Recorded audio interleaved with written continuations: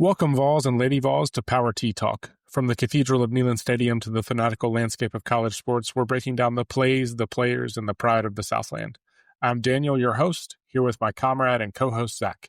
Grab your orange and white. Let's run through the tea. It's time to give our all for Tennessee. This is Power Tea Talk.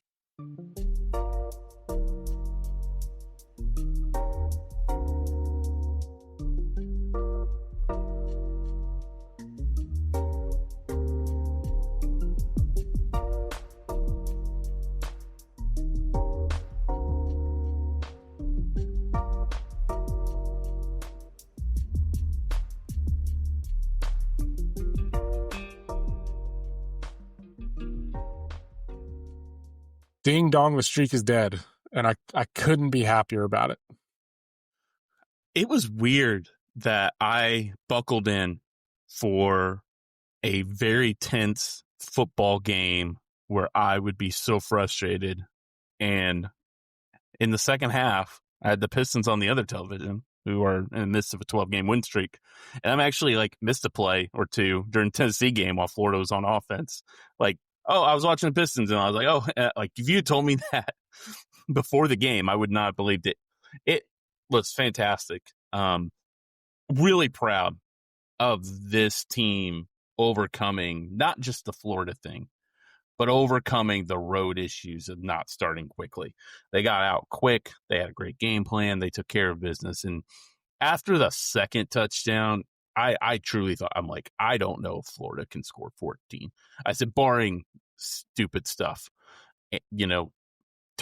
pick six, blindside sack, which almost. But I was very proud of the team. That you could tell they were really ready for this football game. And I get it, Florida, they are a bad team. I'm not going to sit here and try and make it pretty or anything like that. However, Ole Miss, who everyone would say is better than Tennessee, at home, was in a dogfight for 58 minutes. To the wire. So the fact that the Vols came out and took care of business and won against guys trying to earn some money, trying to earn some playing time next year, it's not like it used to be pre-transfer portal where, once you didn't make a bowl this season, it's like, who cares? Guys are still trying to, get spots for next year. So, I was really proud of this team, and not a top 5 Heupel all-time win, but top 10. Yeah, we said the two kind of themes of the recent podcasts for us, the recent conversations have been, one, you have to decide whether you care about these games or not. And we were firmly on the side of listen, I'm nervous, but I care. Mm-hmm. And then two, at the end of last podcast, we said, listen, this is a test. This is a test of whether you can get these guys ready. And I think that kind of got erased from our brains a little bit after we got off to such a good start. But every single person in the fan base was worried about whether Josh could get them ready. And again, combination of road woes and a little bit of lackadaisical effort the week before, and just are they going to be up for it? It couldn't have been more crisp. And I think after the very first drive, and we'll get into the technical part in a little bit, but I was like, oh, Heupel can script. We know it. But then when it continued from there, I was like, oh, they were just overall ready to play. And the caveat I'll give on this is a bad Florida team, I don't care. I don't either. I want to make that clear. It's not my job to make them good. Nope. And so when they were at their peak roster and scoring as many points as they wanted with skill guys that were littering the NFL in the following years, we didn't expect them to apologize then, and I have no apologies for last night. And so any either other SEC fans or even Vol fans or Florida fans who were oh, this one barely counts, we're bad. It's no. They still count when you're bad. Trust me. We've had some when we were bad, and they definitely counted.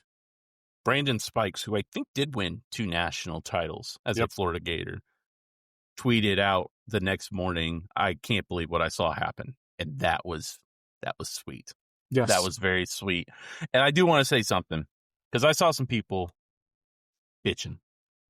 To put it lightly. I've used that word on purpose about, Heupel just not keeping the foot on the gas. Why he's not championship. If this was Steve Spurrier, they would have put up 70. Two things. The only way Florida was going to come back is turnovers. The second thing is after 21-0, it was pretty clear Tennessee was going to win this football game.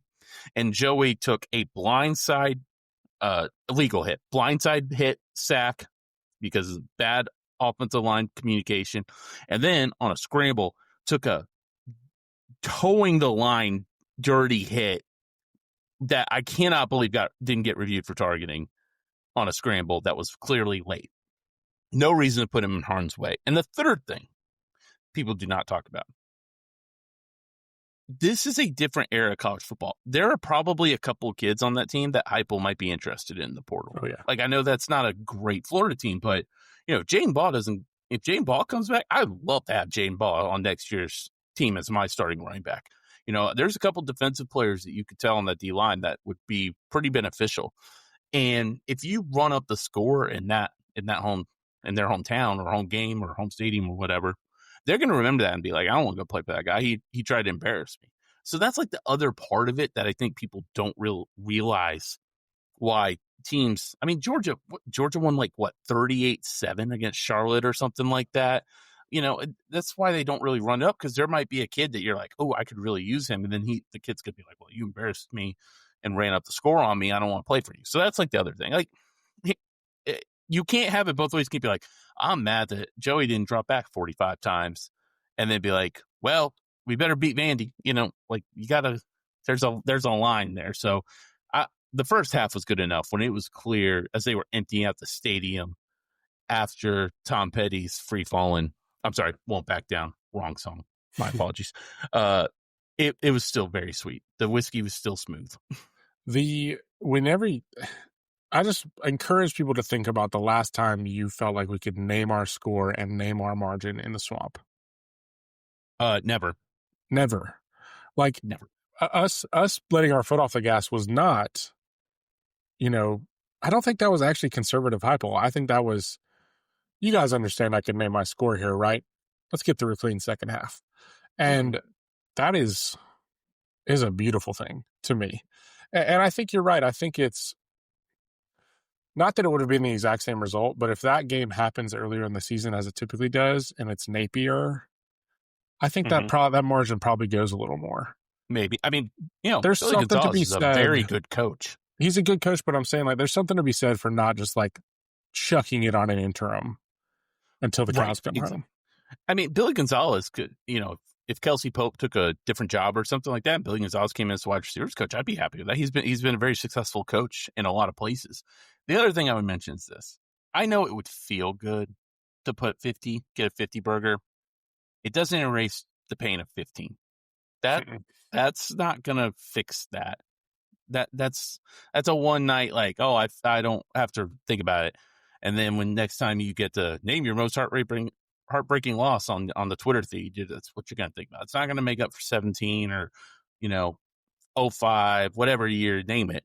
So that's the other part of it. Like, if you're just looking for revenge and hoping that'll make you feel better for one night, then you gotta snap a clear better, brothers. Yeah, especially for it to be at the time where the SEC opponents are changing a little bit, and there actually is a delay before they can even try to exact revenge, was kind of like a sweet little add-on amplifier. Nice. Yep. I kind of love that. And then again, I understand the psychosis everyone can get into because we overanalyze everything, and that includes me and you in good and bad ways.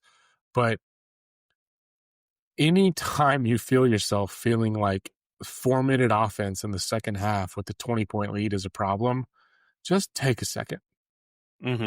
This was the same game where the line was creeping to a field goal towards Florida, and it's like, okay, sorry we covered by 17 instead of 27.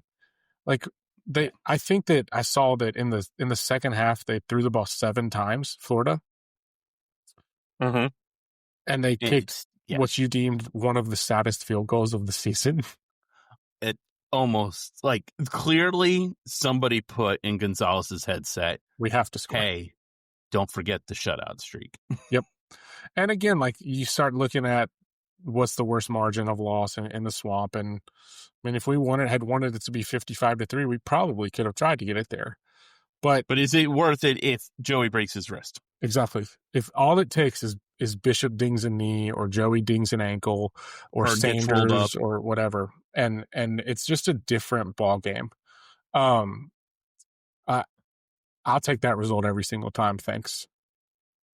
It was still a great win. Still a really good win for them. The two kind of technical things I'll lead us into our grades with. I had the offense at a 95 only because they stopped.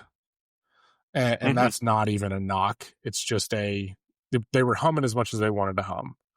I'd like to see a tiny, tiny bit more down to down run success from a like, hey, we have a lead, let's protect it perspective. And I'm thinking about next week when I think about that, against a team that can score. And so that's the one part that I was like, we got a couple of pop plays, but a little bit more just, and we were imposing our will in a lot of ways. And so it's not even me trying to be negative at all. The two thoughts I have kind of underlying that. One, and I'm going to pull up my notes here because I don't know if I have the timing mark, but I don't have the timing mark, but there was the moment where Sanders had gotten dinged. He was out of the game. I think Warren was in at right tackle. And we broke the huddle a little bit late, and then we came up to the line, and we didn't do a hard count. And I got extremely frustrated. I was like, come on, like get up there with 12 seconds left on the clock and actually do a hard count, blah, blah, blah. And my wife was like, things are going well. You have a backup right tackle in the game in the swamp. If you go up with 12 seconds left and do a hard count and that guy jumps, the game could have a slightly different feel. That's why they didn't do it. Right. And I had to be like, you're right. Like things are going well. It also got blown up on the play. Yeah. It took a heroic effort from Bishop to like get there. And so I was like, I had to get a little more level at that point, and I was glad Sanders was able to come back. The other note I have, and it goes back to that first drive, the touchdown play. Heupel, even when things are muddy, makes his money on those little like one or two pullers counter type of runs. And he had that defense in the palm of his hands because that play to Davis was a play action counter that he walked them right into. And he said, if I can give it to this big boy in space, he will at least get the first down and then keep rumbling from there. And again, it wasn't obvious on live because you were just like, oh my God, Ethan Davis, that kid can move. When you watch the replay, anyone who does, look at the play action, the setup of that, and you're like, oh man, he just had these people in a blender, and he was play calling his butt off in ways that we really like to see. I gave the grade a 97, which I think is my highest of the year. Yep. I was getting 2022 vibes. Different way, but just like they can like ball, know they're going to score. Like that's kind of how I felt. The gameplay and game preparation, as you mentioned, massive kudos. They had Florida turn every which way those first three drives. In the fourth drive, they kind of simpled it because they were able to put their will on them. Tennessee was 52% success rate. That's 91st percentile. They were 76 in EPA per dropback. They were 89th percent in yards per dropback. The run game was very, very good. They had 24 successful runs out of 52. So you mentioned like, hey, I wish I'd seen a little bit more. I bet if we like just looked at the first half, I bet it was probably 60%. They went 50. They went 50 for 248, which is fantastic on a conference game. 10 of 14 on money downs. You're gonna if you do that against Vandy, you're gonna win. Yep, and we'll get there. I think they had 3 offensive penalties, which 2 were on back-to-back plays, holding, whatever. And then a false start, which might only is that Hurd's first false start penalty? I was bummed about that. I know he's been so good getting lined up. Tennessee had the ball for 36 minutes. That's weird. Insane. It is weird. Really bad blocking miscommunication on that fumble. Somehow Davis ended up on an edge rusher and was not prepared. I don't know what happened, but that was not what was designed at all. Let me say real quick, this is not a negative thing. that play and a couple of others showed why Kitts is such an asset in the blocking game. Kitts has been a little more hit or miss in the receiving game. There were a couple plays where Davis just isn't quite there yet from a blocking perspective, that if he gets there, he's going to be such a monster. David's good at like run blocking, but the pass blocking on those type of things. And I don't even know if that was fully him. I think that was just a miscommunication. Like you kind of have to hold on that play, like just grab a jersey. And did Joey wind up getting the ball back? I think he did, because I think that's that was incredible. Yeah, that's what Herbstreit said. Like, he was so surprised he was able to get the ball back. It was very good. So that dinged the rating, because that's a turnover, and Florida tried to pick it up. There's the funny shot of one of the Florida students literally yelling 3 F-bombs in between words, being like, why did you not fall on it? It was really funny. Tennessee easily could have scored in that last drive. That was the other part of it. Like, easily could have. They just didn't. They just didn't want to. I will say I was very annoyed that Heupel didn't try a shot in the end zone. However, the only way Florida was going to come back is a turnover for 6 and then score 6 at half. Yep. So there was, like, would you rather be up 31-0 or at the worst 31-7 or make it 28-14? So I understood it. Disagree, but I understood it. I was not offended by it. Bishop and Starr were excellent. That third down run by Starr was incredible. Great effort. It was. I'll say this on that one too. It was a great effort. The right side of the line is going to get rolling at some point. And like, hopefully next week and into next year, that has a chance to be a problem for teams. When we go into season preview, we're going to mention all 5 could be back next year. Yes. Like, that's going to be very good. Hurd was a monster this game. Again, somebody miscommunicated on the blind side. That wasn't him, but like, that was, he was fantastic. Umarov and Perry both stepped up. Umarov still looks like he's 250 pounds, but he played well, I thought. Matthews, great game, probably his best in a while. Like, probably his best overall SEC game, I think you could say. Maybe the reverse to him, or jet sweep, I guess, action to him. Yes, that's when you and I both were like, "Oh, he's cooking." And you could tell he was really engaged. And not that he hasn't been, but he had a beautiful downfield block on the Davis touchdown. He was showing everything he can do. Joey was superb. No complaints. Best individual quarterback performance against Florida outside of Hendon in 2022. Throw Dobbs in 16, Clausen in 01. You know, Clausen, I think, had 2 picks. One of those, this is how much I've watched the 01 game. I know Witten drops one, it goes right through his hands. That's how much I've watched that 01 Florida game in my life. Heupel, Halsley continue to impress me with their overall scheme and play calling. We mentioned how much they were cooking. They were sequencing like mofos, man.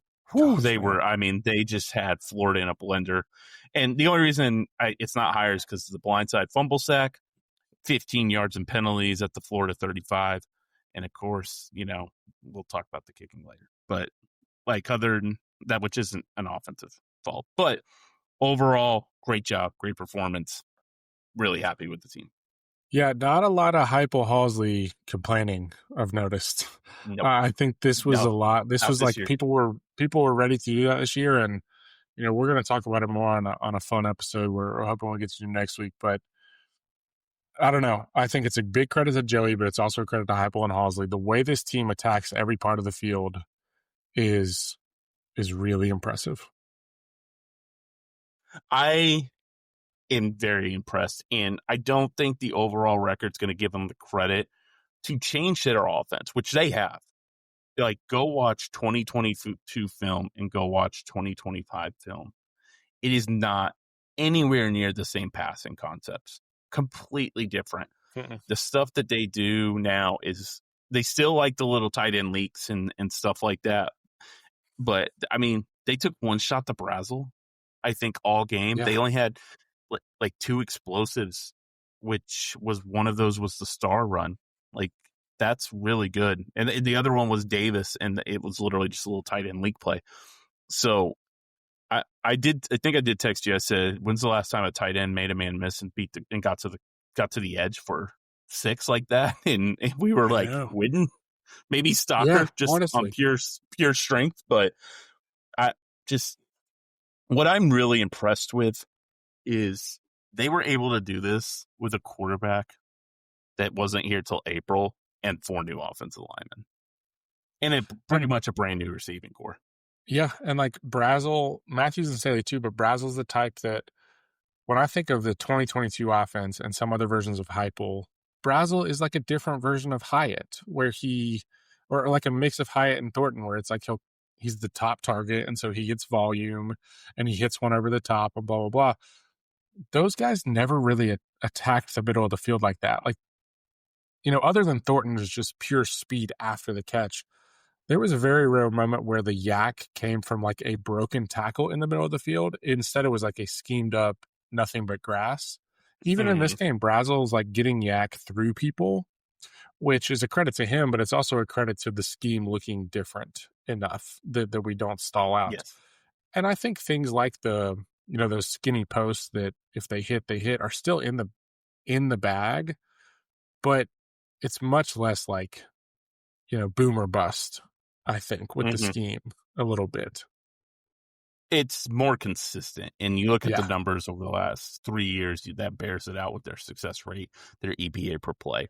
It's really just been the turnovers. If they just didn't turn the ball over on some wonky stuff, and some of it Joey's fault as well, like they'd be in great shape.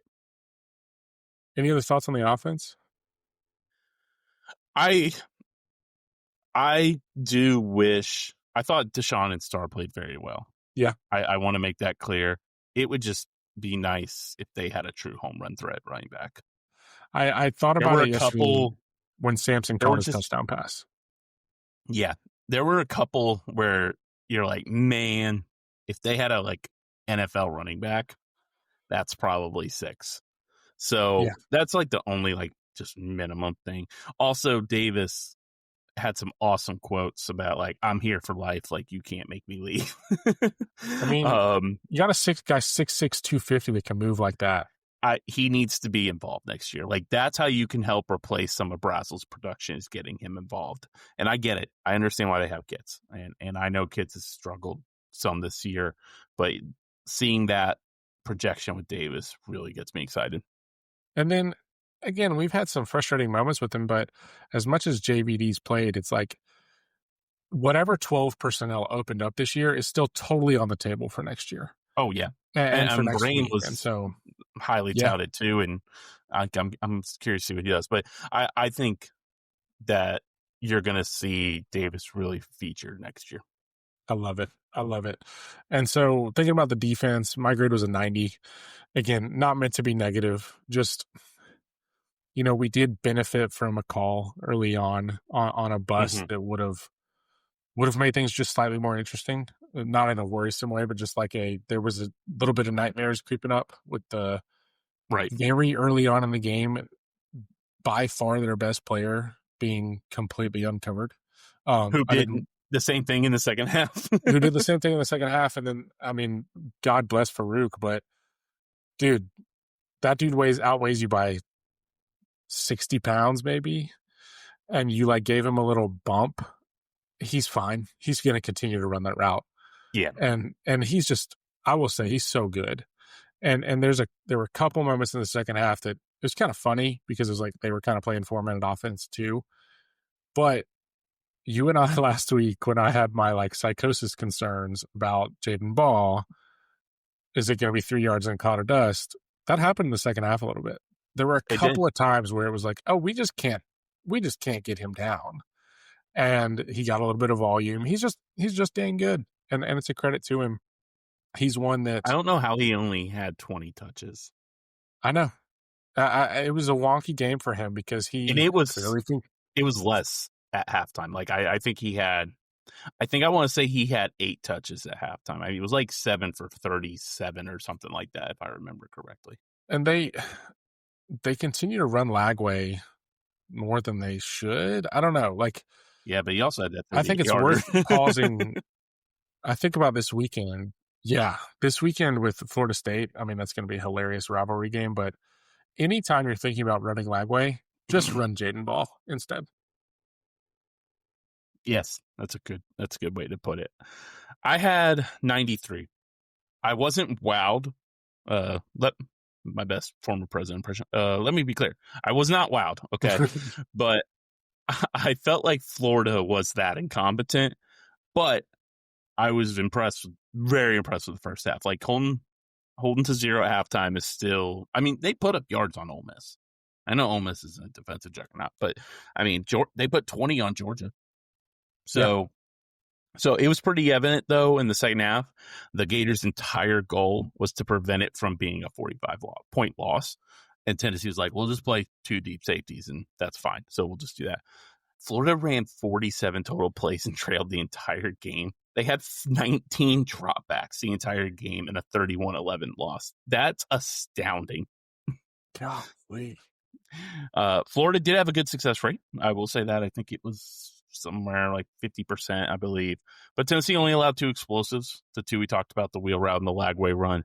And they shut them down on money drives. Florida was 3-10, including a very impressive quarterback sneak stop. Great work by the defensive line there. I thought that Tennessee gave up too many easy runs on first down, only had 2 sacks. Florida had 16 successful run on 28 rushing attempts, but they set the tone with the first 3 drives. And they came out and absolutely kicked their ass the first 3 drives. And that is super important because it set the tone for them. Florida went 3 and out. And then Florida got a first down finally. And then they held them on the 4th down. So, like, great job. That is how you put yourself in a great spot there. Fantastic work. I thought Spillman really showed out. I'm getting more excited about him. Needs to put on some weight. I thought Lloyd looked healthier and had his best game all year. Thought Josephs did a good job getting some good pressure. Colton Hood just continues to be fantastic. I know he's not coming back, but man, I wish physical he would. guy. It's so fun to see. He's so physical. Like, that's NFL corner. Florida only got in the red zone once, and they missed their field goal on that. It will say Boss touchdown was 33 yards. So, like, right there, but still impressive. Made Lagway look uncomfortable all night long. And I thought the tackling was better. Still not great. Ball got, that Lagway run. Like, oh boy, that was not pretty. DJ Lagway is not good enough to get 38 yards. Like that, you're getting some help there. And they were only bad on truly 2 plays. That run in the wheel route, well, 3 because they got bailed out on there. They got beat on that wheel route twice, and I guarantee you, Tim Beck's in the lab, like circling that right there. And Arian Carter being healthy makes it a passable defense with this team. Not a good defense, but it becomes passable overall. And I kind of wish against Oklahoma we had a healthy Arian Carter. Maybe change this game. I don't know. Maybe not, but it would have been nice. Arian Carter's, man, he's good. He is. He's good. He is. And another guy I'm hoping comes back. So that's what I was going to say is I think he actually will probably get a decent amount of NFL buzz. He's that type of position where he's not going to go super high, but right. Yeah. It's really going to be a question of whether he wants to have a full healthy season and come back, or if he feels like he needs to see what he can do at the next level. And I couldn't blame him either way, but he's good. I mean, he is I think some of our frustration with the spine of the defense and especially the linebackers has been when they've looked bad, they've not been in the right places and they haven't been as physical. He plays with such physicality that he's like, listen, it might, like, even if I'm in the wrong place, I'm going to be so physical that I'm going to fight to the right place. And some of our frustrations have been like an absence of that.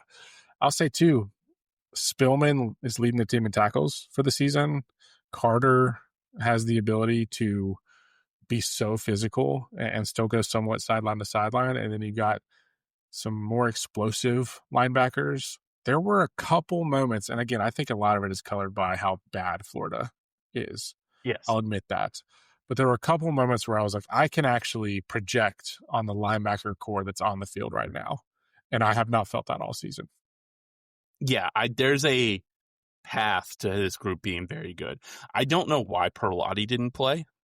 Ben Bolden was not expecting you to show up in the second draft. He's not. I'll say this: like, I've never been like, oh, why is Bolden on the field? Like, that was awful play by him. Like, he kind of knows what he's doing at least. But yeah, in Les T-Lander, that's all I'll say. I just with Carter and Spillman, there's a path next year. And again, Perlotti, and I know they got a couple kids that kind of might fight for day one playing time with the recruiting class. And you just wonder with the safeties, Turntine did have a couple nice plays. He actually made some tackles. and you text me like, nice tackle, actually, number 2. So I was like, yeah, good job.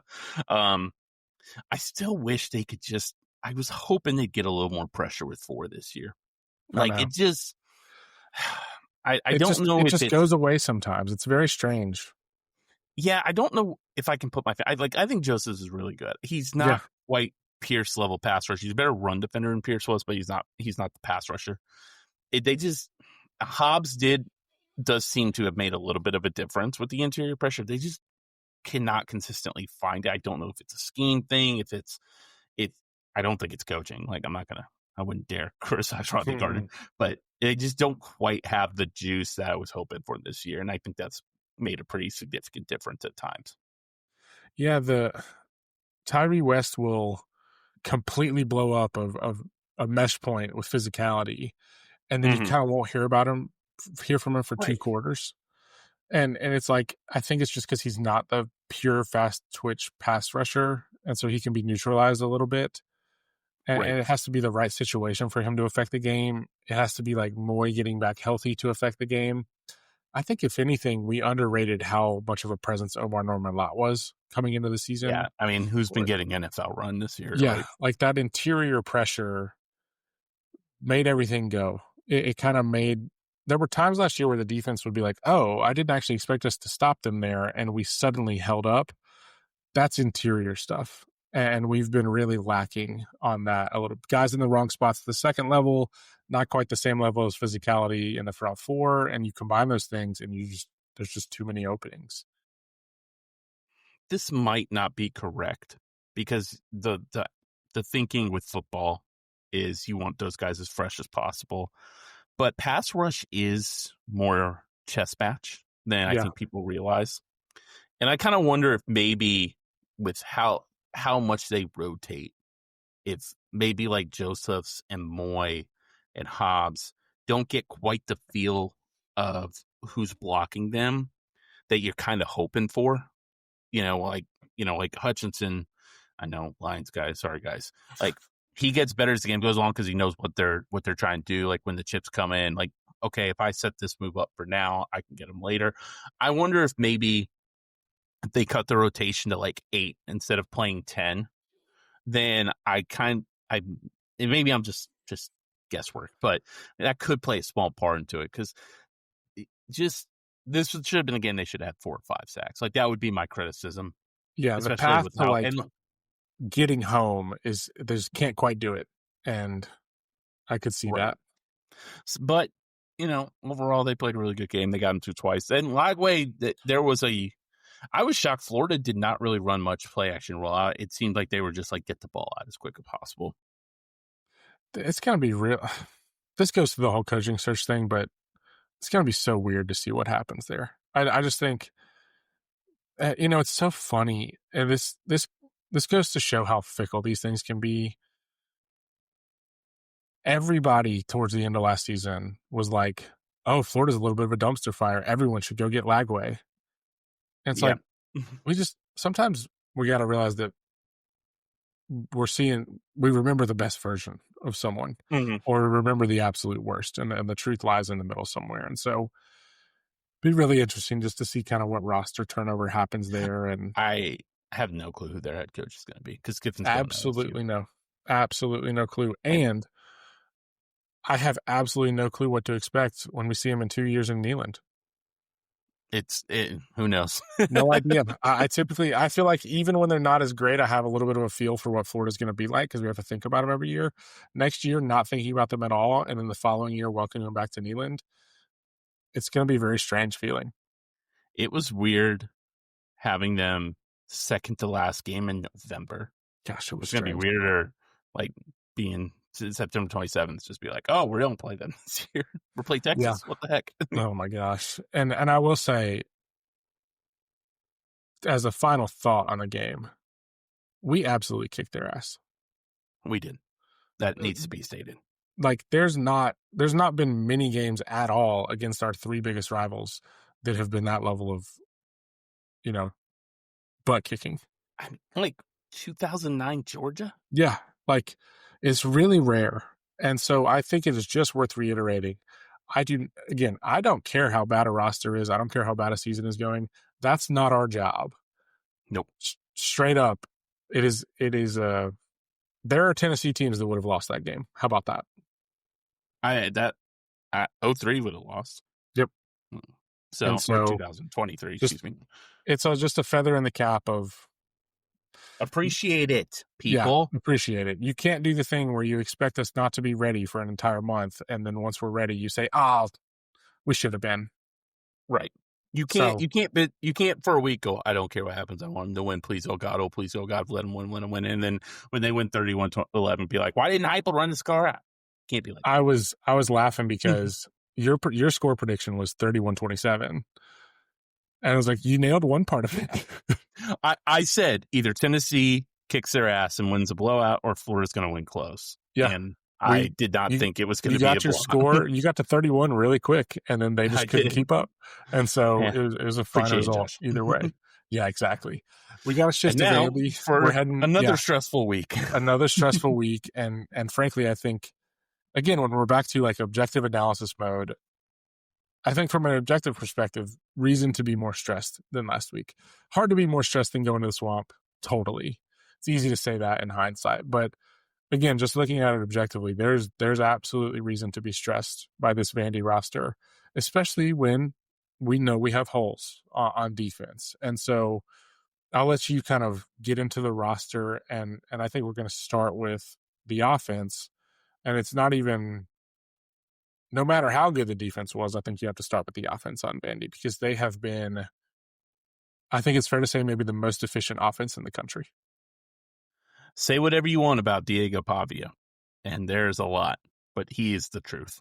He is fantastic. He's balling outrageous. 72% completion percentage, 9.4 yards per attempt, 34 total touchdowns, 3,500 yards of offense.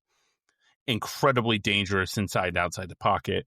Their quarterback run games is well designed as anybody in the country. He's tough as nails. Like, he will put his shoulder down and get a first down. This offense is what people were saying the South Carolina offense would be. Yes, exactly. That's a great way to put it. Well, Mike Shula, never been known for being a creative genius. Why didn't you chip Von Miller? Anyway, that's for a friend of mine. Trying to keep him in the pocket is going to be paramount. I am very worried about the backyard style football he can create, but he doesn't like put the ball in danger a ton. Like, he will, but he plays like Manziel, like just like, a little thicker. Like that's kind of how it is. Or you're just like, how does he only have, 8 turnovers this year? Like it doesn't make a ton of sense. Cedric Alexander doesn't have big numbers because they rely on their quick game, and Pavia runs a lot, but Alexander's solid back, get some work done. Eli Stowers is unique. He actually reminds me of Jawan Jennings. Like, I think that's going to be his NFL play style, where he's about 6'3", 240. He's just a big slot receiver. Like, they'll put him in line, but like they like to use him as a slot receiver. He can go after the catch. He can make the first 2 guys miss. He's great hands, good route runner. Like, arguably going to win. Like, he's got a chance to win the Mackey Award this year, and I think it's completely fair. Trey Richardson, like, really fast wide receiver. He's averaging 34 catches, but 17.8 yards per catch. I think he's only had 250 plus yards, so like, he's dangerous. He's going to get the football because of the speed. Won state titles in 100 meters and long jump. Super twitchy. Junior Sherrill's their best wide receiver. I don't know why. I think they had a player named Cheryl at running back, if I'm not mistaken, because I felt like I remember some sort of Cheryl with Jay Cutler, and I joked, I was like, it feels like he did play with Jay Cutler. Honestly, he's their best wide receiver. He's a junior, very solid player. He can win against any corner one-on-one. He's not super explosive, but shifty. Can really own routes. He's probably going to be a pretty good slot receiver in the NFL. And then Richie Hoskins, another guy that can win routes, kind of like their Deshaun Bishop, walk-on, local kid. He's not super explosive, but they use him in their quick game. He's a really good downfield blocker when I was looking up some stuff. Their O-line's fine, but it's not their strong suit. And Vanderbilt, they really relied on like some graduate transfers, and they've been fine. But Pavia gets them out of a lot of stuff. they're like pretty good at like preventing bad stuff from happening is how I would put it. Like they're not going to get your back 10 yards without being touched, but they're pretty good at like not getting run stuffed. Texas had a ton of success attacking the middle with games and stunts, which is what Texas does, but they had a ton of success. They can cause the havoc, get Pavia trying to force things. That it's really been their big issue. It's just the inability to protect up the middle and their 2 losses. Like I said, veteran group. Jordan White at center is really good, but other than that, nobody truly sticks out on offensive line. The player that worries me the most besides Pavia, because again, I think it bears repeating that he is the engine here. He makes it go. He sets the tone. He, again, like you said, say what you want about him, but he's not scared of anybody. He wants the attention, and that's what he thrives on. He's like Trae Young a little bit, is like the comparison I would make across sports. Like Oklahoma Trae Young a little bit. Like he's going to, Pavia is really efficient, but like Trae Young was like, I'm just going to get there through volume and spotlights on me, and I'm going to let everybody know about it. The only reason we don't know more about Cedric Alexander is just because Pavia is so involved in the run game. Like you said, I think Alexander's good. I don't think he's a negative. It's just that he's a little bit less of the volume of the offense. The guy that worries me the most besides Pavia, though, is Stowers, where when we think about how much we've struggled on money downs, when we think about a well-designed offense that is going to find matchups, when we think about the gaps that sometimes pop up in this defense, he's the guy I'm worried about on a wheel route. He's the guy I'm worried about if we're not tackling well. He's the guy I'm worried about that just gets them every 3rd and 6 that they want, and they're pretty good at staying on schedule. And so I've not had any clue how to like compare him to somebody. I like the Juwan comparison because he's not a full-on big tight end. No, he's not a freak athlete either. Yeah, he reminds me a little bit like Hayden Hurst, where it's like he just happens to be open every play for 6 years in the NFL. Like he's just so reliable, more so than like a pure pop athlete. And that's a full compliment. That's not me trying to downgrade him. That's full compliment. And so he's not Kenyon Sadiq, but he's not, a lumbering tight end. And so it's a very interesting comparison. I don't know what we can do to him scheme-wise. I really don't, especially with the ball handling and option concepts that they have set up in the backfield. There's so much eye candy and it draws so much attention and it relies on so much gap discipline. They're like, I don't even know how you get to the Stowers part because there's going to be so much to clean up in what's happening in the backfield. I guarantee you they're going to try something in the backfield with him on a wheel route. Oh, 100%. Like they're going to be in some kind of big run personnel and he's going to leak out. Yeah, I mean, and they will mix it up. They offensively are really interesting. So I'm going to give some stats because they're telling. Incredible. They're 3rd in yards per play. Vanderbilt. That's in the country, and that's against FBS opponents. So it's not like they've. It's shocking to see that. I call them a hyper diligent, efficient offense. They will scout you as well as anyone in the country, and they will find weaknesses. They focus on maintaining possession, protecting the ball. I think they're like bottom 30 in plays per game, and they mix their tempos. Like they'll go hyper, like 2-minute drive, and then they'll hold the ball for 6 minutes. They're awesome on 3rd down. They're incredible, 50.5%. I think that was top 10. What helps too is they're so efficient on 1st and 2nd down. They're number 1 in the country on early downs EPA per play. Like that's crazy.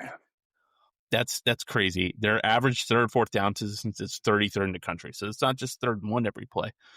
They're 55th in sack percentage allowed, which I mentioned, because Pavia is going to hold on to the ball. They can get beat off the edge. They're not great athletes at offensive line. Their elite passing game, their 2nd EPA per play, 2nd in success rate. That's the entire country again. Like I said, they're going to mix their tempo. They're going to get Pavia rolling out. They're going to have him outside the pocket. They're versatile. They're going to mix motions. They're going to have quirky schemes. They'll come out in 13 and do a rollout play action. They're going to put you in odd situations. and they love putting Stowers everywhere. And sometimes, too, they have on their depth chart what's called a quick tackle and a strong tackle, which threw me off for a minute. They will mix their linemen up position-wise, depending on the strength of the formation. So it's not just like, hey, we can attack this offensive lineman. They'll mix it up a little bit, try some different stuff. So Tim Beck's going to have to earn his money this game, because Tim Beck, who's their offensive coordinator, has been phenomenal and probably should win the Broyles Award, which I think is the top assistant. I think that's what it's called. Yeah. Like, he probably deserves it. Like, that should be the guy who wins it with what he's been able to do. And yeah, Pavia is a big part of that, but like, it's not like he's got 7 NFL players. It's really Stowers is going to be the only guy I guarantee is going to play in the NFL, and probably Cheryl. Like, Cheryl's really good, but I mean, it's impressive. The difference between him and like the Manziel comparison is so much of Manziel's stuff came out of structure. So much of this offense is just in structure. It's just super well designed. Like, it is. So I'm looking at that yards per play stat. I'll go through the rest of the list in a second, but I want to say, first of all, Florida State is 17th in the country in yards per play. How are you so bad? But beyond that, Tennessee's 10th in the country in yards per play. We know this offense is good on Tennessee. The top 10 beyond that: UNLV, Navy, South Florida, Oregon, USC, Vanderbilt, Arkansas, North Texas.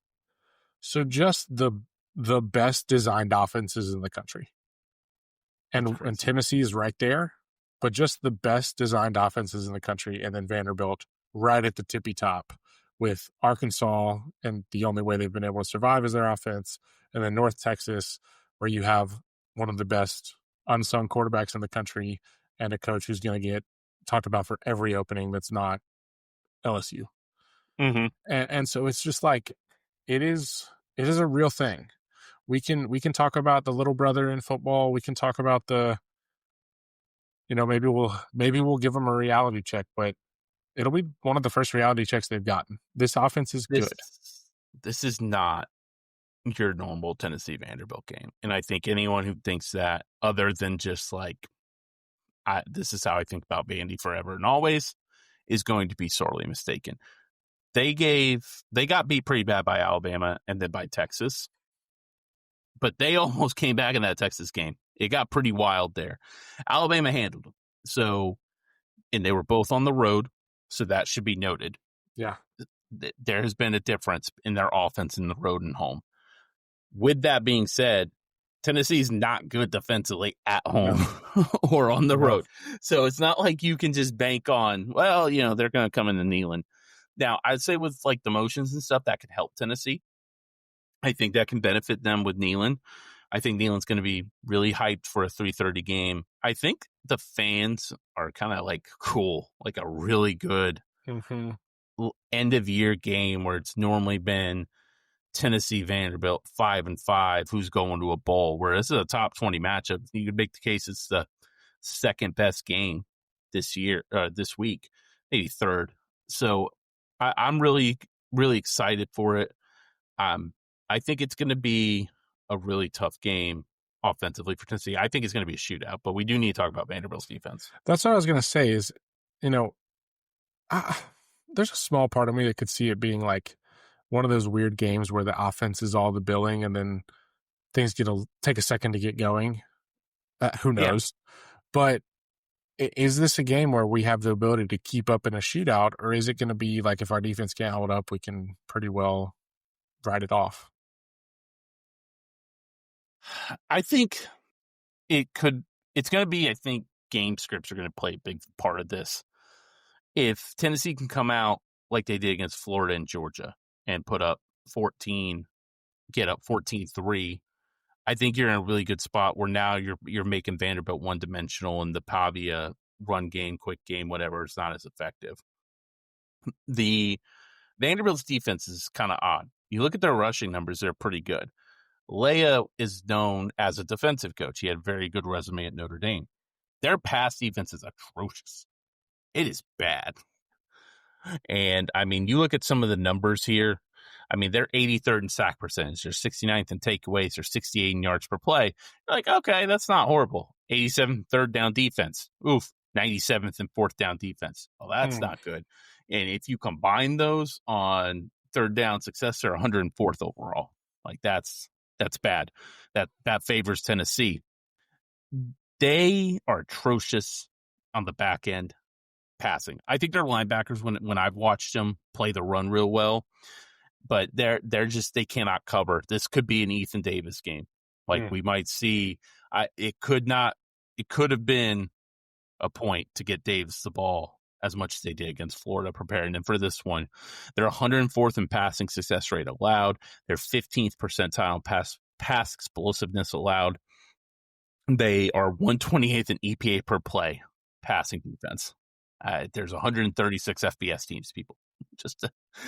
They will prevent the big runs. They're 81st percentile in run explosiveness allowed. And they actually do like stuff run, 68th percentile, but they only see 26 runs per game. So I don't know if that's because part of it is Vanderbilt does a great job holding the football, but a lot of teams are just like, we're going to throw it on you, and we have no problem with that. And I think this is a game where Joey could have 40-something attempts. They're not going to create havoc. You know, like I said, they maintain their gaps well. They're well disciplined. They just don't have the dudes on the back seven that can stop Tennessee. And luckily, Tennessee got 3 NFL wide receivers and a burgeoning tight end. This is a game that two things really stand out to me from our offense and thinking about their defense. You got to hold on. You cannot be messy with the football. You can't lose the turnover battle. You can't give them extra possessions. That's like a truth of every game, I understand, but like their offense is too efficient. They're too good. If you give them a friendly field position, or not even the friendly field position part, if you just, now you don't have a possession and they have another one, it's going to be real tested real quick if that starts to happen. The other thing we can't have is we can't have that lull where we just run us to the back of the guard for 2 drives.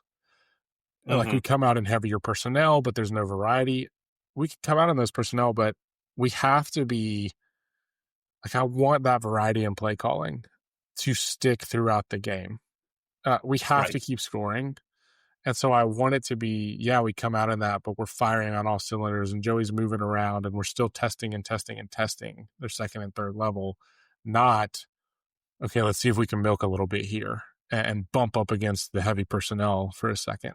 I think if we start to do that, even if I understand what the motivation would be to hold on to the ball for a little while, I think that is just inviting a 3 and out that gets them back in the game. And so it's one of those where if you have the opportunity to, you have to step on their throat with variety and scheme and attacking the parts of the field that we are capable of attacking, not 3 yards in the cloud of dust, because I think they're going to get beat on the back end anyway. And so I think they're going to make sure they don't get beat in the run game.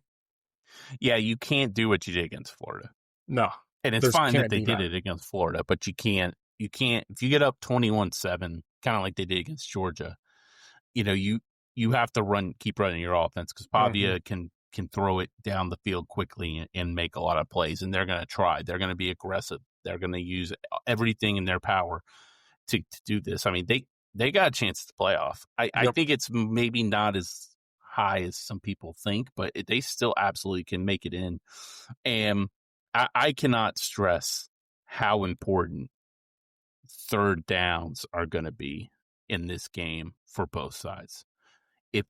It almost feels like whoever gets more third down stops is going to win, because I know Pavia with his running ability is going to get a couple. The question is going to be, can you make it 3rd and 9 and then contain him? This is one of those games where you almost are like, hey, collapse the pocket first, then worry about the sack, because they're going to be perfectly fine with him trying to get out of the pocket, use his legs. He can throw it rolling right or left as well. And he's going to have 2 or 3 plays where you're just like, we had him bottled in. The question is, can you if it's 2nd and 3 and they get 7, okay, whatever, it doesn't matter. But if it's 3rd and 9 and he gets 13, that's what kills you. Yeah, it's going to be either the run that he just scampers downfield and then runs out of bounds, or what I'm actually more worried about is he gets away from pressure, but he keeps his eyes downfield, and then suddenly Junior Sherrill is not covered. And it goes from a potential sack to, a 55-yard gain. And when the field gets flipped like that, they're going to score. They have the play calling and variety and like the combination of option football that they run and like shovel option that they incorporate. There's a chance they eat us alive in the red zone. And so we have to prevent the big pop play that gets them down there. They're going to have enough success just being efficient and staying on schedule and moving down the field. Make them do that at least. At least give yourself a chance for that stop or that sack or, more plays. And so you might get a turnover, not quick scores, because I think that we can't handle that combination of attack. And you have to tackle him. Yes. You have to. You cannot stress it enough. Go at him weak. He does not care. He will run you over.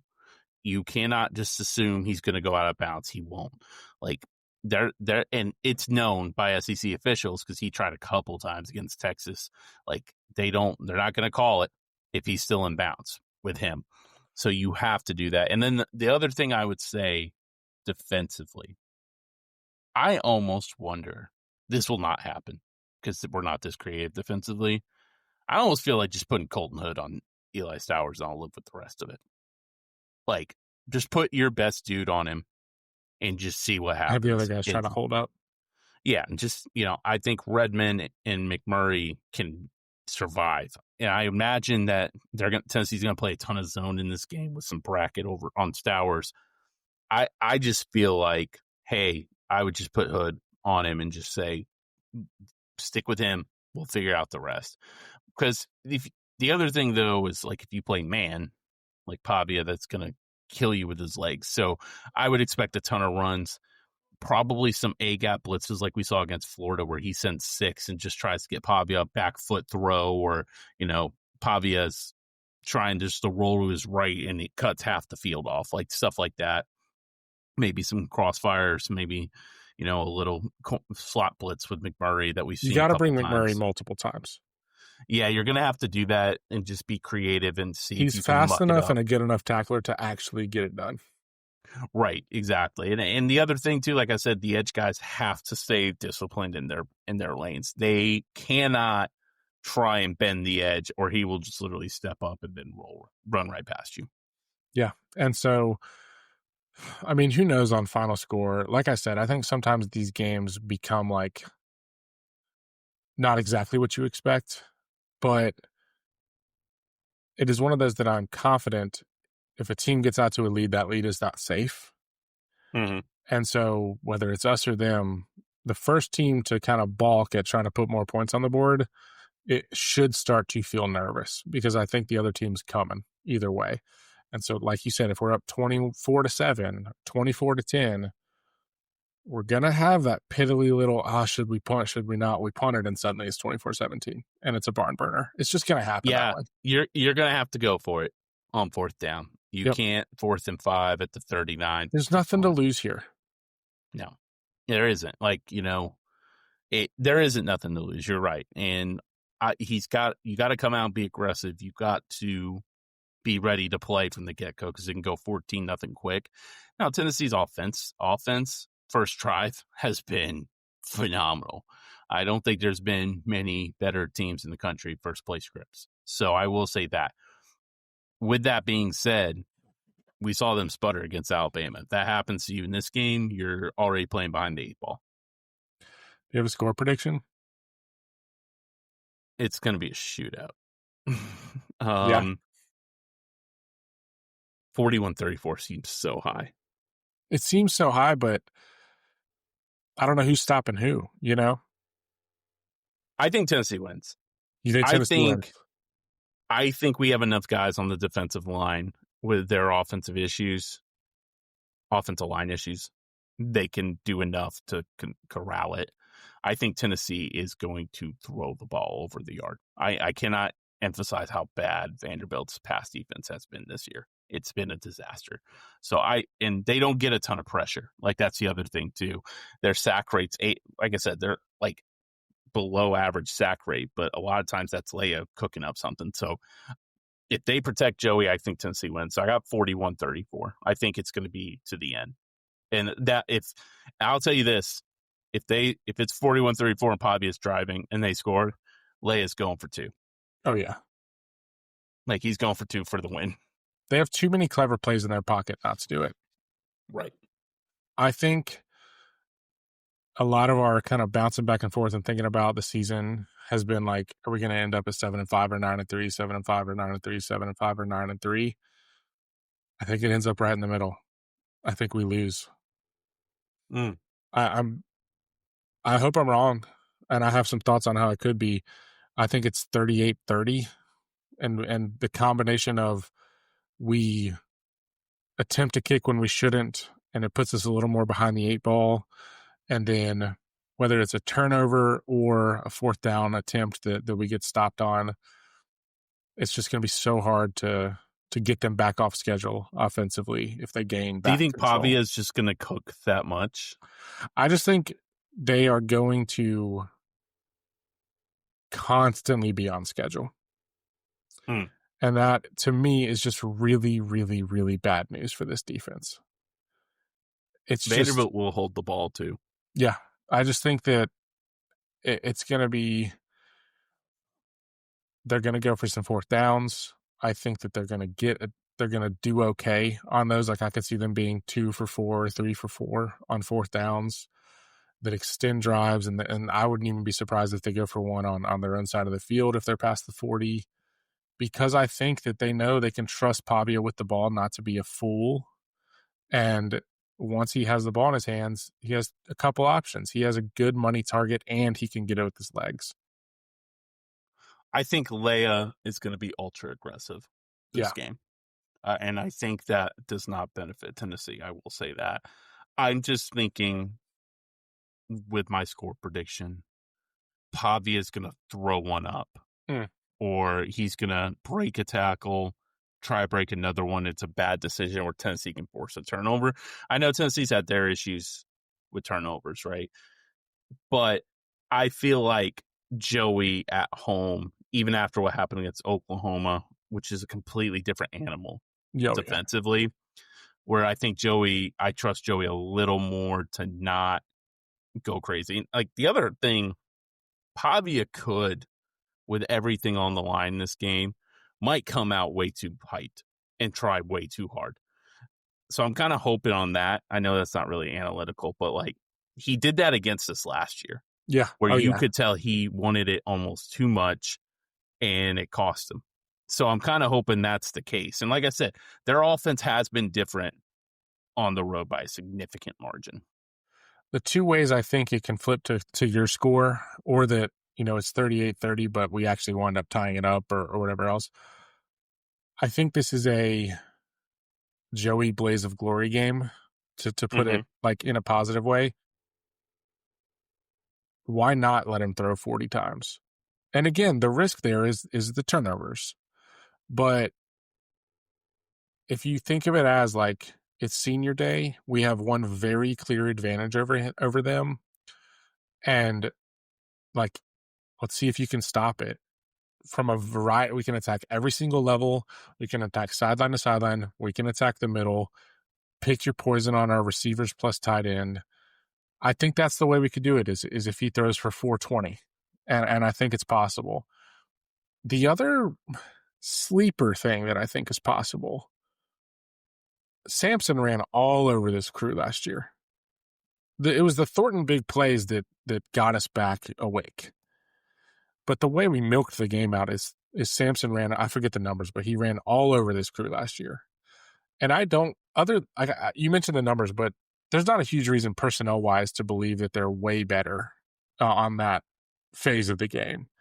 And so, like you said, the combination of Starr and Bishop, or they're not Dylan Sampson, but I trust our O-line a lot, and so I wouldn't be surprised if we find just room in the run game. And so maybe it's a little more balanced than we think, where Joey can attack and the running backs actually do find their space. And so they genuinely just can't stop us across multiple phases. There's a world where the offense takes us there. And Neyland's a different animal on a weekend like this than a lot of places.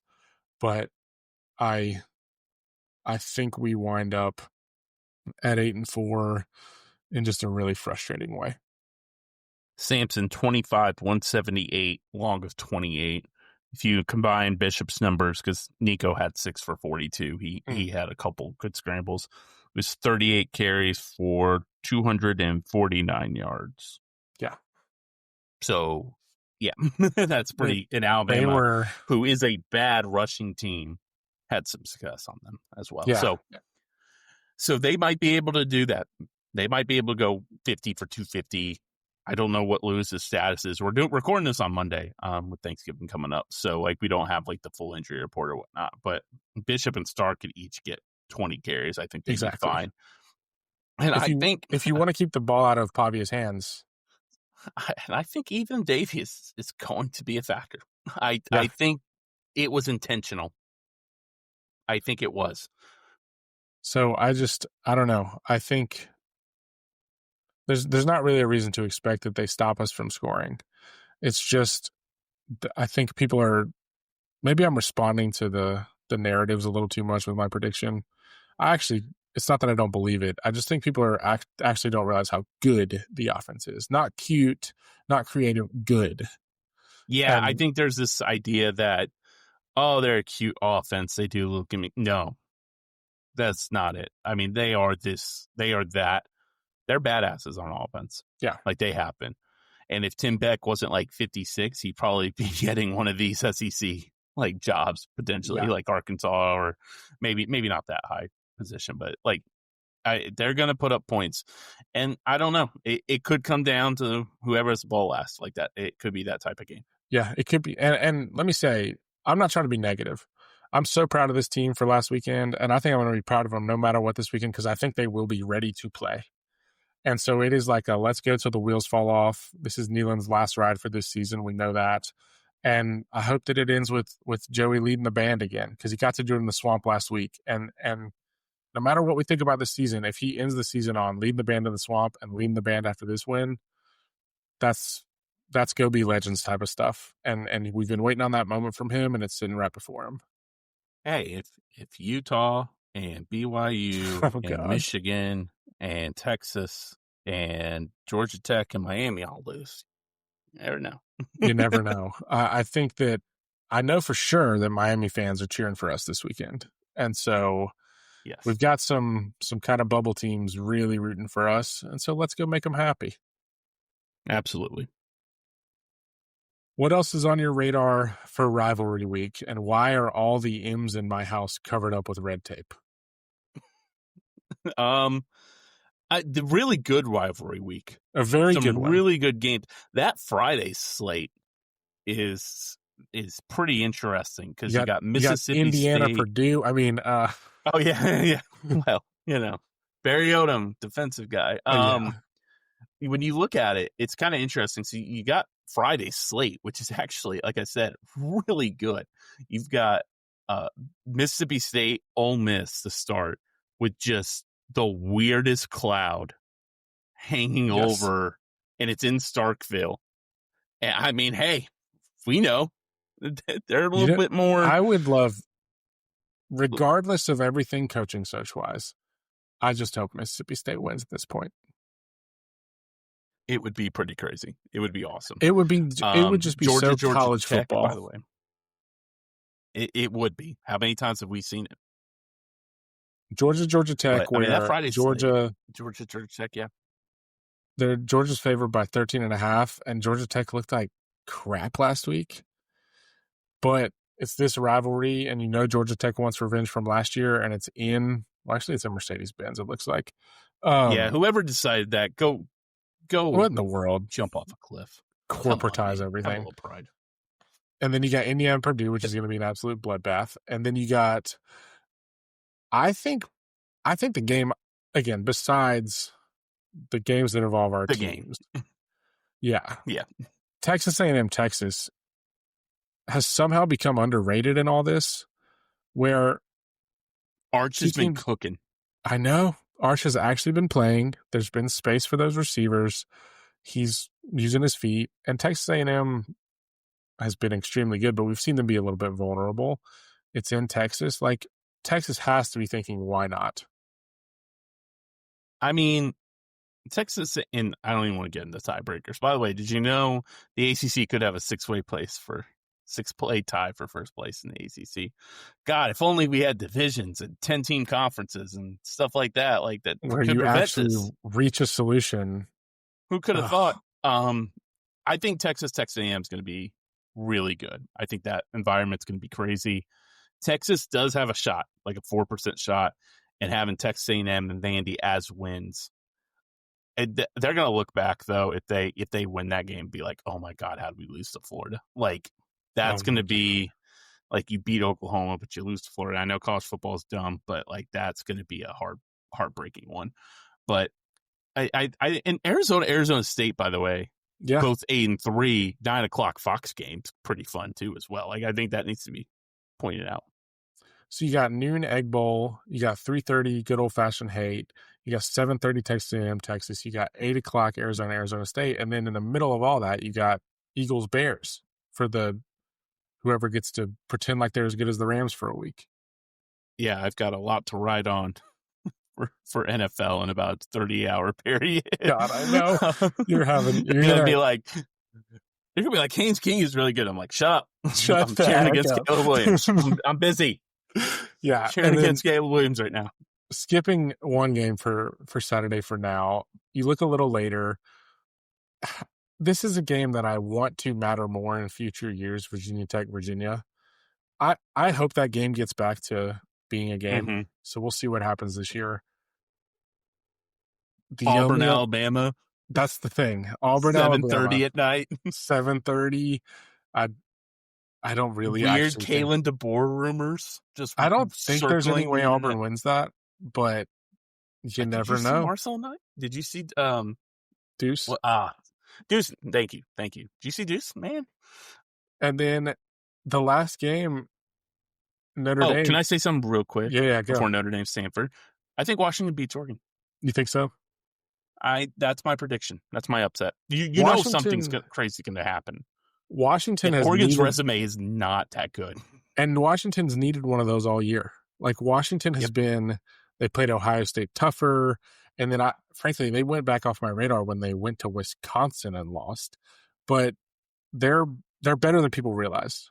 Yes, I think that's going to be a really good game. And then you said Notre Dame Stanford at 10:30. At 10:30 at night. Just how badly can they beat them? And again, the whole conversation around Notre Dame and just washing away on memories. A half. I know, 32 and a half. And I mean, he's not going to win the Heisman because the Heisman's stupid, but is there anybody better than Jeremiah Love? No, but I mean, Freeman kind of did it himself because they did some, I don't know if Love was hurt, but they were like playing like really like 50-50 splits. It didn't make sense, but Jeremiah Love's fantastic. I mean, he's awesome. Is he better than Ginty? I think so. I think so, right? And that's weird to say. He's more explosive for sure. He's the prototype, I feel like. Yeah, I mean, that's, when you see what running backs have done in the last few years where we've kind of realized like it went one way and now it's kind of got back in the middle, I think that's a guy that you should absolutely take a first-round pick on. And then the one that we didn't talk about, but we have to, is Ohio State, Michigan. So 3 of the last 4 years, I just assumed Ohio State was going to kick Michigan's ass. Only time was 23. I thought Michigan was the better team. Is that Hutchinson? Into that game. No, 21 was Hutchinson. 23 was the Harbaugh suspension, and McCord just didn't have it. I felt pretty confident Michigan was the better team in that game. The other 3, I just assumed Ohio State was going to kick their ass. It has not happened. And for whatever reason, Ryan Day literally malfunctions. And they rested up Tate Smith, which was hilarious. I couldn't even remember like the They said something about what the injuries were, and I was like, guys, you don't have to do Yeah, I this. know. I don't know if Michigan is going to have Haynes is out. I don't think Marshall's going to play, so they're going to be out the top two backs. Although it didn't stop them last year. And Sayan is just playing out of his mind with efficiency. It's not all just wide receivers. He's been really good. It needs to be said. But this game, you just don't know. My assumption would be, I mean, if Michigan wins, they're in the playoff. And Ohio State, I think, Ohio State would still be in. Well, for the playoff for sure. I still think they're in the Big Ten conference title game. I think if they win and Indiana wins, it's Michigan, Indiana. Or did Oregon lose? No, if it's a 4-way tie, I think Michigan's in. If Indiana and Oregon loses, this is all stupid. So dumb. It's so dumb. Either way, Ohio State's in the playoff. For Michigan, they're in if they win. They, I think, would jump. I don't know who they would jump, but they would jump somebody. Especially if Vanderbilt loses. If Vanderbilt loses, I think they would get that spot. But it's a really good weekend. This is the good news is we haven't messed too much with the last weekend still being huge rivalries. I'm sure eventually we'll see a lot of those out of conference games like South Carolina, Clemson, couple others that Florida State might get moved to September, which I hope doesn't happen. But this is, I think, usually the best weekend in college football. I would say this is the one that that I would like. If you gave me 1 week, this is the one I would want. Yeah, this is the one where the 4-box or the skipping around to different games, it's just so fun. We've lost a little bit of we've lost some silly stuff in college football for silly reasons. We've still got this one. And so it's hard to beat that Friday at noon until late night Saturday. Even if it's just you catch highlights of the silly ones, it's still so fun. And then, actually, I wouldn't be surprised if this gets moved at some point where these rivalries are still at the same time but earlier, and they reserve almost like the NFL does Week 18. I think you'll see a shift to everything is conference on this day, right? And the regional rivalries happen differently. I don't know how they'll handle that, but I just have a feeling that's going to happen, which is frustrating. The path for Michigan. This is an old article, but I mean, I don't know what kind of abacus I need out to solve this problem. I'm reading that if the Wolverines beat Ohio State and Indiana loses to Purdue, Michigan's automatically in. The Wolverine, how do you think Michigan gets in that scenario? What specific thing gets them in? Combined conference. I can't even. I don't even know. Common opponent where they beat Purdue and Indiana lost to Purdue. Stupid sport. Which again, Indiana's not going to lose to Purdue, but no. I think they have another path where they beat Ohio State, Oregon beats Washington, and then it's Michigan, Indiana. I think Oregon has to lose. Oh, maybe they have to lose at this point. I don't know. I mean, basically, yeah, because Michigan lost to USC and Oregon beat USC. So Oregon has to lose in that scenario. To force myself to pick a side on this instead of just talking about how silly it's been, I actually do think this is the year where it goes back to Ohio State is the more talented team and that actually shows. But again, I probably would have said that. I definitely would have said that in 21. I mean, Michigan does have a good defense. They totally do. They totally do. And in a way that I don't know that Ohio State's been tested in that way.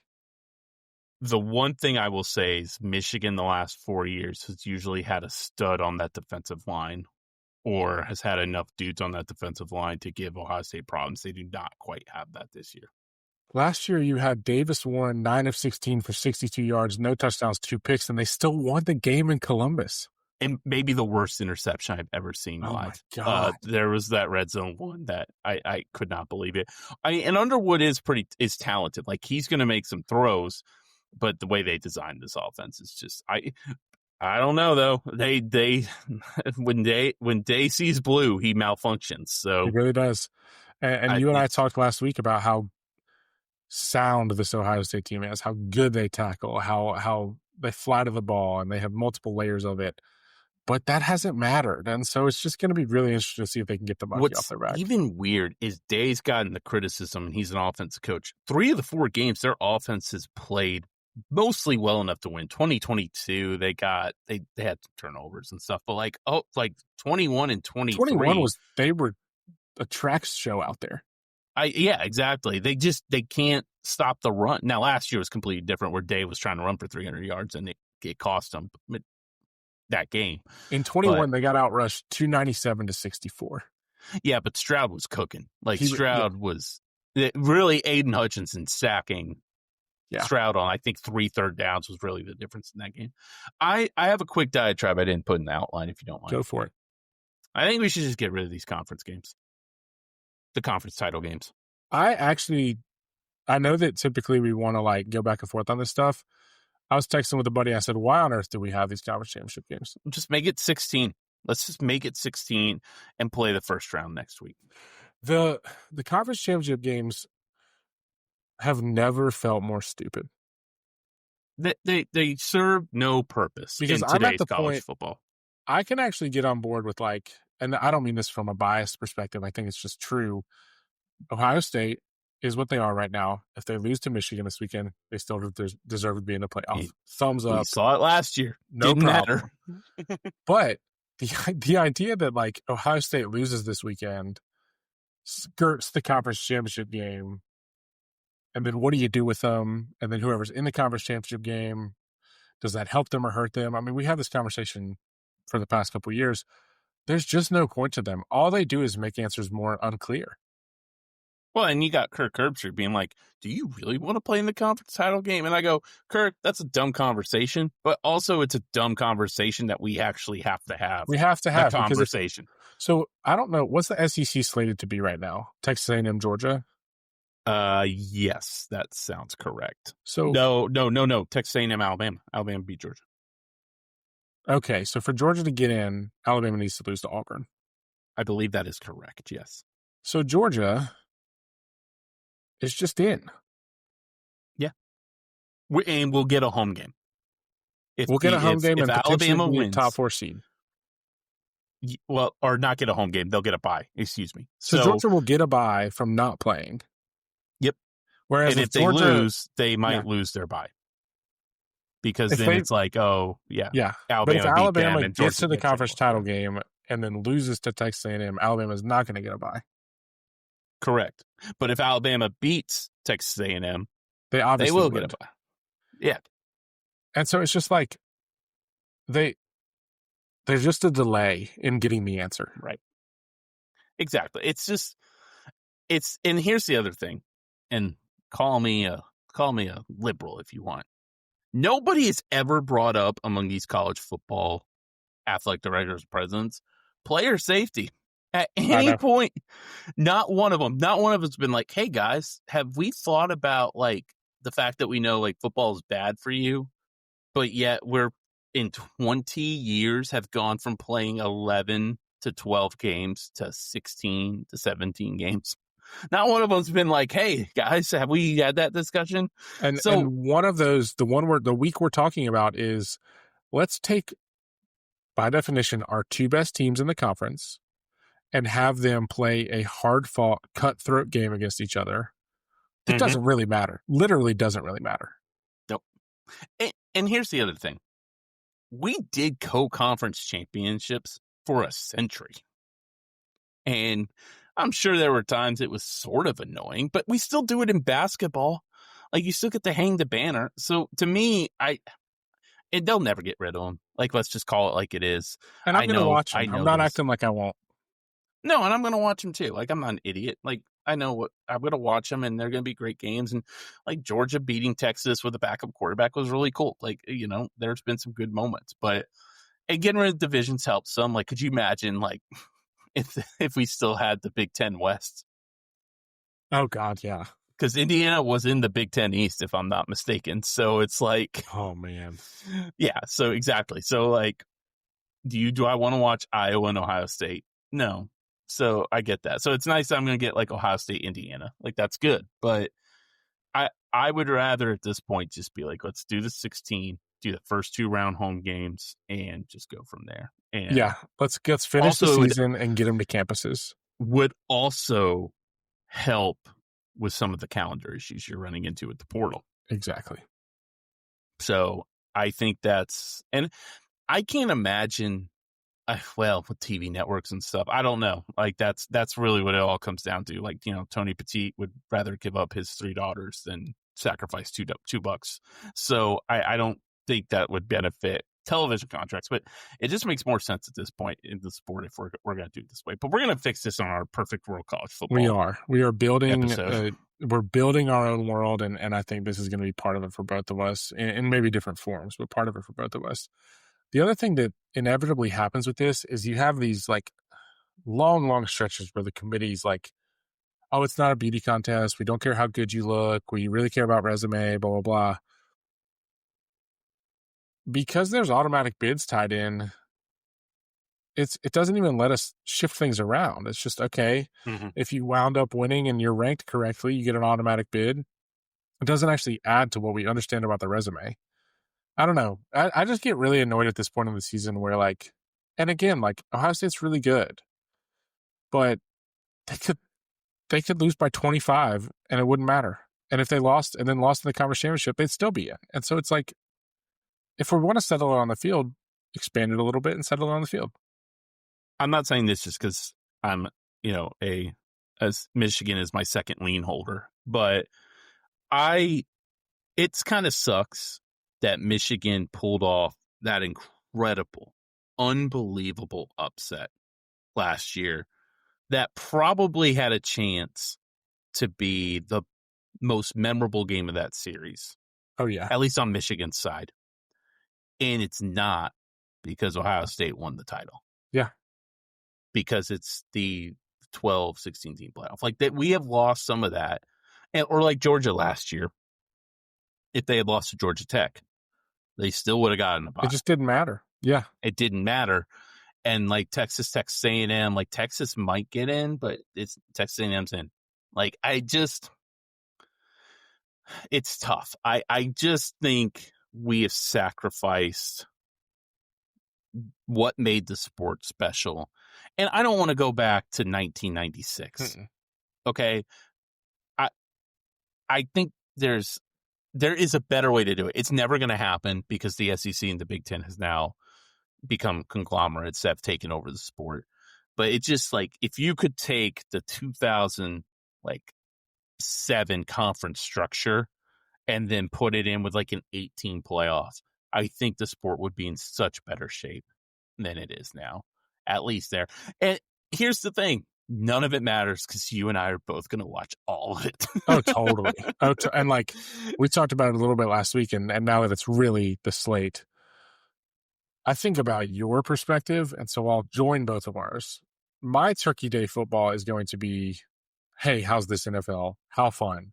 Yours is going to be white knuckling through a Lions game. Right.